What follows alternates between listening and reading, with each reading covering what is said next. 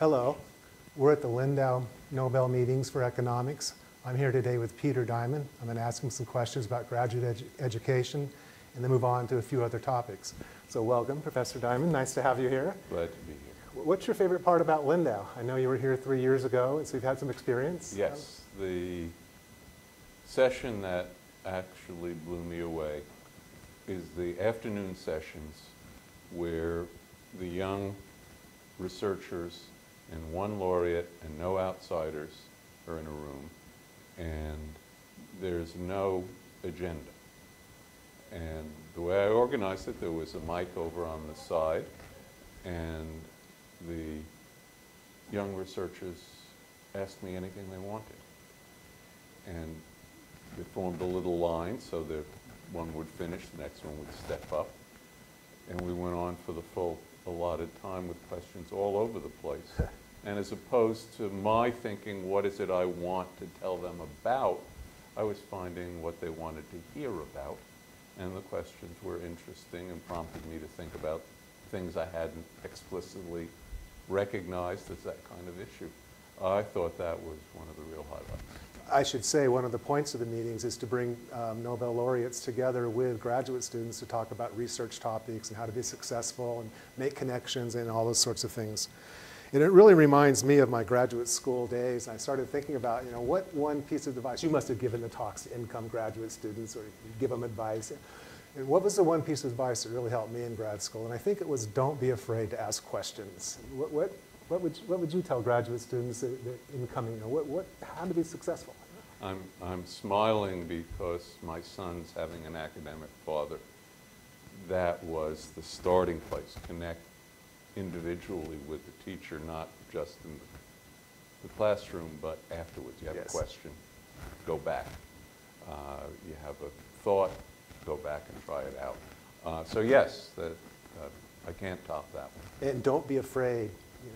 Everyone has these questions, everyone makes mistakes, just don't be afraid to ask things because that's the way you're going to learn. When I taught the start of the graduate microsequence, which I did for a number of years, the tension in the room at the beginning is just enormous. Yes. And I'm sure that's true not just at MIT, but all around. And a major part of that is the nervousness about what it's going to be like. And you don't get to graduate school unless you did very well as an undergraduate. And obviously at MIT, most of them have been the number one undergraduate economics major.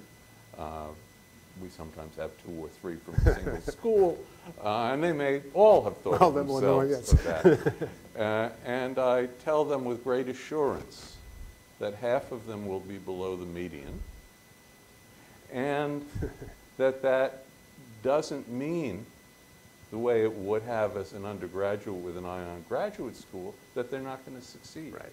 It's a matter of finding the right thing to do for your talents and your interests and your enjoyment. In fact, I know someone who struggled to get through the core exam, and he's now one of the most productive researchers out there anywhere. It's really hard to tell by how well you do in your core course how successful you're going to be at research later on. And so don't get discouraged if you're not the top person in the course all of a sudden. And there are multiple ways of doing things that are valuable. And you find the right one for you, there's the great pleasure of accomplishing things. Yes. Well, let's move to one of your specialties, which is search theory. You've got quite a few specialties, but at least that's one of them. For the graduate students, and we'll move on away from grad students soon, but for the grad students, what sorts of topics in search theory are open questions yet? Has everything been done? Should students shy away from search theory? And your research more generally, what's the big important questions that people ought to be thinking about in their research? That's too broad. Okay, let's narrow it down a little bit. Let's narrow it down. The thing, first of all, let me say that I stopped being an active researcher in search after I finished my papers with Olivier Blanchard, 94, 95, somewhere in there. So there's a big chunk of the literature that I knew nothing about at the time of the prize decision. And I, of course, had a cram course with a lot of help from my friends in the field. But there's no way that I'm really on top of various things. And in part with my ongoing interest about unemployment, given that part of the consequence of the financial crisis, I've been going back and digging up, and I have in my laptop lots of papers I need to read.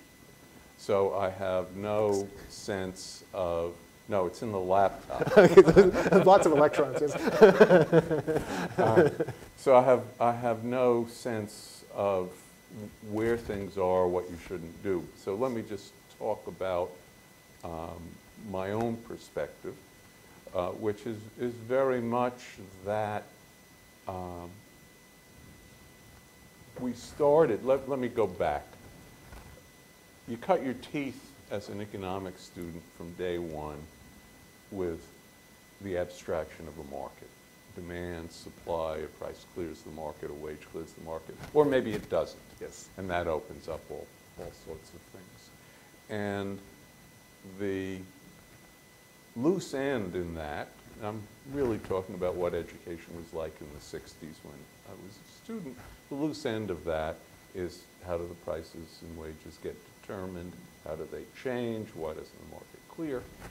And what struck me was that in a way, and there's a big focus on finding algorithms that would converge to competitive equilibrium. Yes.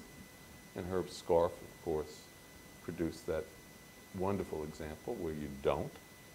So that was the way the problem was phrased. And what struck me was it was the wrong question. The right question is how do prices get determined and change? And we see that in most of our settings, not all of them, taking the form, somebody sets a price usually on a take it or leave it basis. We see that with retail stores. Yeah, you can do some bargaining sometimes. And the other thing is a price gets negotiated. We see that with baseball players. Yes. And lots of other settings. And so in both of those, the usual abstraction of a market doesn't play a role, or might even be getting in the way of thinking, quote, outside the box.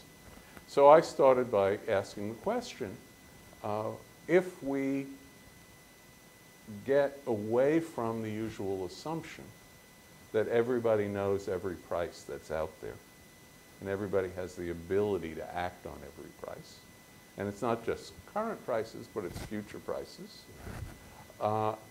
And then let's think about a process, rational agents, limited information, costs of doing things, and let's focus on this as a process rather than the outcome of what happens in a period.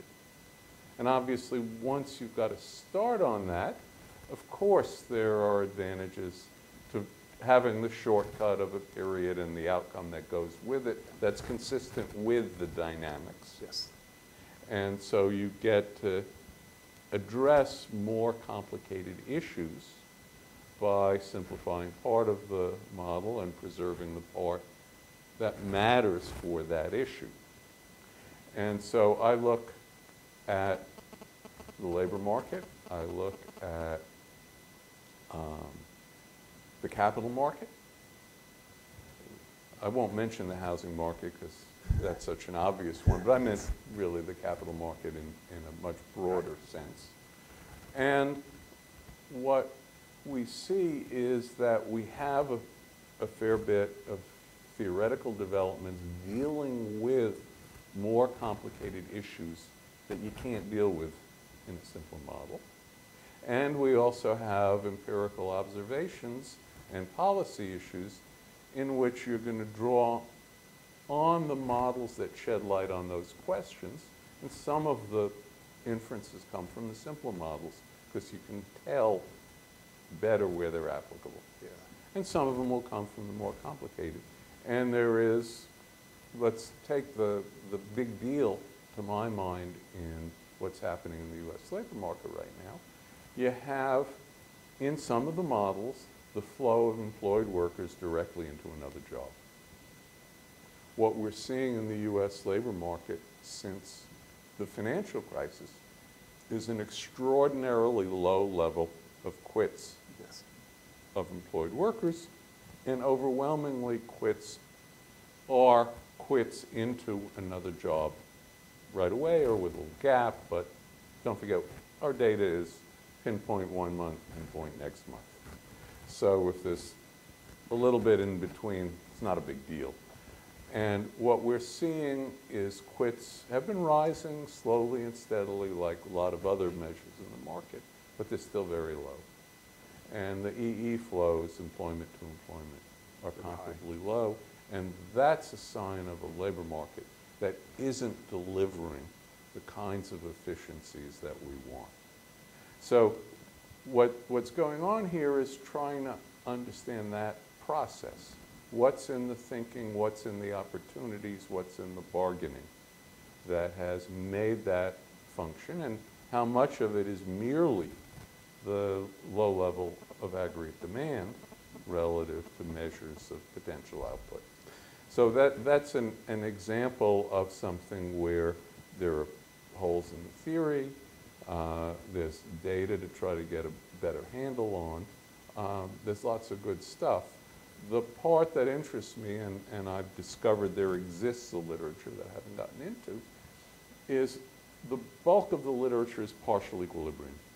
It's the labor market, and vacancies are taken as coming from somewhere else, and productivity, which is very much an endogenous variable, is treated as an exogenous variable. By productivity, I don't mean technology. I mean what we measure to use in the data on the value of a hire, the value of output. And of course, it's the wrong variable anyway, unless you have competitive markets so you can sell all you want at the going price. Yes. If you can't sell as much as you want, or you got to change the price to do it, that's not the right concept. And as we know from things that go on within the firm, that's not the only way labor gets used, is reducing what you sell that month, that quarter. So the issue here of moving beyond the literature is in part moving to general equilibrium from partial equilibrium to recognize the value of another hire, the value of the output that would come with another hire, yes, as something that's part of the determination of the whole economy. And yes, of course, you do partial equilibrium for partial equilibrium questions and general equilibrium for general equilibrium questions. But I'm heartened to see there is a literature I haven't had time to look at yet that's trying to make those links. And on the modeling issue, I urge everyone out there, all the talks from this conference are posted. And if you go back to 2011, you can see Professor Diamond talking about the use of models. And I think we agree a lot on models are built for answer specific questions and some of those types of issues. But let's move more into the labor market. Maybe we get back to that a little more later. But let's talk about the beverage curve a little bit. Right. And so what is, for the people that don't know, what is the beverage curve and why should we care? And then how did it change during the Great Depression, a Great Recession? Right. What did that, what does that tell us about structural versus cyclical? You know the questions. Right. So each month, BLS puts out an observation on the unemployment rate, an observation on the vacancy rate or the job opening rate. And that's a point in UV space. And month by month, they have all of them since the JOLTS data started in December 2000. And if you want to go earlier, we don't have direct measures of vacancies, but what people have used instead is the Help Wanted Index and overlaps and connections between Help Wanted and the JOLTS data measures, and also the adjustments for how newspapers change, what's available online, stuff like that. So we have a single consistent set of data since December 2000. That's not very long in terms of how many observations of business cycles you have. Yes. And we have data that's been constructed. Barna Schoen has the central supply of the data that goes back to the 50s now. And so you can look at this sequence of points. It's usually drawn connecting them with a little arrow month to month.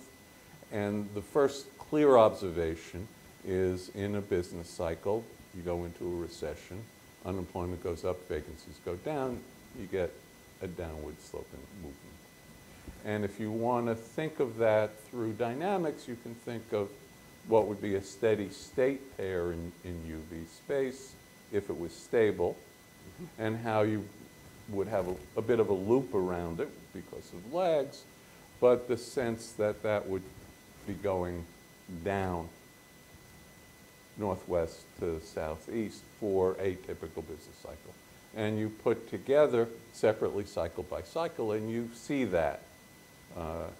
And then what happens when the recovery starts? And here, let me be precise. I'm not going to use NBER dates. I'm going to define the recovery as starting when the unemployment rate starts to fall. Especially for the later data, that's a big difference. Yes, yes. And if we're focusing, this is the hunch about the way to set up the research question for a focus on unemployment. Well, let's look at the maximal unemployment rate, the minimal unemployment rate as the turning points to look at for thinking about the labor market rather than the whole economy. And so what you see there is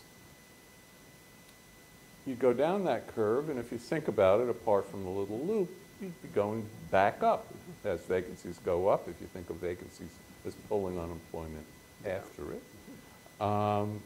It would go down, it would go back up. And what everyone is aware of is that after the NBER trough, a number of months later, the maximal unemployment rate, first we had a period where vacancies went up and unemployment barely budged. And then as vacancies continued to rise, the curve is parallel to the previous curve, but higher up, So or to the right. So there's been a shift. Yes. There's been a shift. And if you go into the literature about the beverage curve, going back to 1958, Dow and Dix-Moreau, the standard description is if you get a shift in the curve, that's something structural. If it's the business cycle, you're moving up and down the curve. They called it maladjustment. The current term of use is mismatch. Yes. And dig a little bit, and you will find policy statements about it. So one example I've used before, the 2010 annual report of the St. Louis Federal Reserve Bank, saying we're seeing this in the beverage curve. Does that bring into question the role of stimulative policy? Right. First of all, obviously, if you've got very high unemployment, you got a role for stimulus policy, period. That's my view too. But the second thing is, what do you think is going to be your full employment point as we go down? And if it's structural, you're expecting that to shift. So that's the standard description. It's there in the whole literature. CBO says maybe some of what's going on is related to the labor market and not aggregate demand. Yeah. And certainly in my own work, that was my presumption. That's how it worked. And I spent part of last spring at the New York Federal Reserve Bank working on unemployment issues with Shaheen, who's an economist at the New York Fed, done a lot of work on the beverage curve. So I was delighted to have the opportunity to work with her because I knew she'd done very good work. And we started digging into the data. And the first thing that you discover is the curve shifts almost every time. Really? Every recession we have in the data since the early 50s, except the 2000-2006 very weak and atypical collapse and recovery. Every single one of them has a shift. Couple of times the shift doesn't kick in for a couple of quarters after the start. But you look at the pictures, and they'll be in my talk later this week, every single one of them. And then you ask the question, what does that portend for the future? And to answer that properly, you've got to dig into all the things that are moving the economy. We haven't done that. So we ask the very simple question.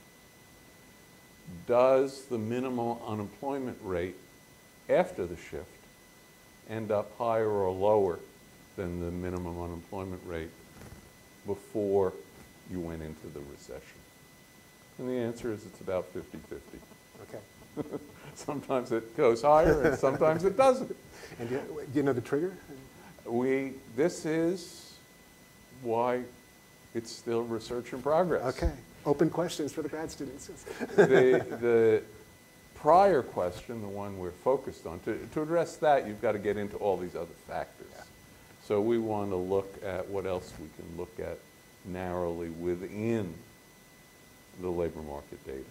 And the question we're looking at is if you go into the dynamics, into the flows rather than the stocks, which are the unemployment rate and the vacancy rate, you go into the dynamics, what's happening in the dynamics after the turning point that's different from what was happening in the dynamics before the turning point. And we've barely started on that, but what is clear is the hiring function shifts in that quarter. Why? Great question for the future. Yes.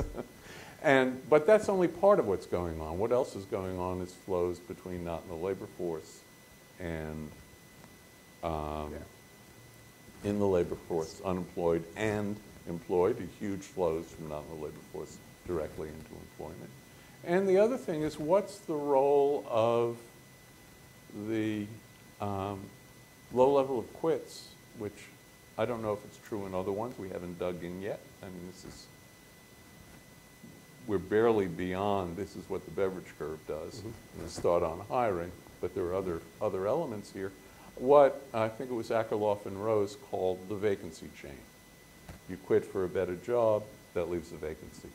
Somebody takes that, somebody takes that. This is part of the dynamics, presumably an important part of wage determination, because when you have an outside offer is when wages are going to be under more pressure.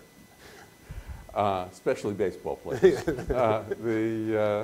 So the issue here is to say we have the observations on the beverage curve. They are logically connected to all of the flows, recognizing not just the simple model that's handy for some insight where you don't have not in the labor force. I think it's important to start with something simple that you can really understand before pushing into the more complicated. And obviously having 3 labor market statuses rather than 2 is more complicated. So the issue here is, can we understand why this is happening?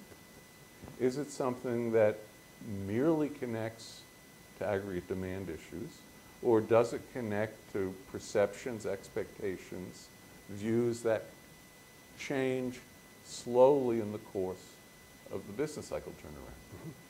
Is there something there that says this is normal, and here's what's causing it, and here are the implications for example, because if we want to design aggregate demand policy. Yeah, I was just going to say, if we want to design policy, we have to be able to answer those questions. I'm going to ask one more about the shifting Phillips curve, or the Phillips curve, beverage curve. When it is structural 50% of the time, is that a permanent change or a temporary change? First of all, I don't use the term structural, because structural suggests it's going to last, and it's going to last long enough to affect the next full employment point. If your definition of structural is, did it raise the next full employment point, the answer is half the time it does, half the time it doesn't. So it's not a useful term. Okay. We got to figure what's happening in the flows in the market that's generating this kind of process. And then we'll know if the shock, if that particular shock. Well, Yes. we will be drawing on additional data, which is what policymakers do, as opposed to a hard and fast rule, to say of the different ways this could be happening. This time we've got additional insights. It's this, not that. Or you call it whatever you want, to try to draw inferences for making policy. Because it's tricky to know how to change policies.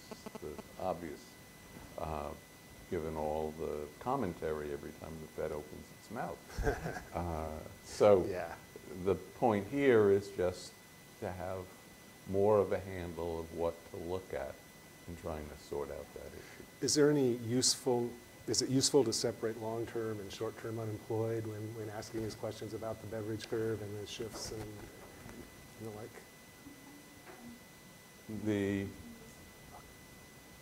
What we know on both the unemployed worker side and the vacancy side is the hazard rates of finding a job and finding a worker vary enormously across many dimensions: education, gender, race, duration of unemployment spell, industry, firm size. And what we need, and I at least haven't seen it in the literature yet, is how to put together these pieces. Okay. There have been studies of the aggregate matching function, aggregate hiring function. I don't like the term matching function because it has two separate meanings. One is we come together, we're aware, I'm a worker, you're a job, and then we see if we have a match. So that's kind of the meeting function, also called the matching function. Or you hire me. That's also called a match. It's the hiring function. So I prefer having two different terms there. But the point here is that what we need to do is find a way of putting together a diverse population, because naturally, in theory, you start with a representative agent on each side. And the way it's been done in the literature is linear combinations stuck in the aggregate hiring function. And you can test whether that's sensible by looking at whether those hazard rates, relative hazard rates, change over the cycle, and they do.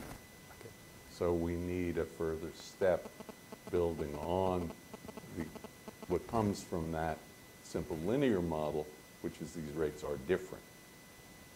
And in part, the issue is who gets the job that somebody else has applied for is part of it, and that calls for modeling. I had lots more questions, probably 15, but we're being told someone else needs this room, so we're going to have to cut the interview. So I'll just want to say thank you. This has been great. Thank you. Enjoyed it a lot. I enjoyed it too. Thank you.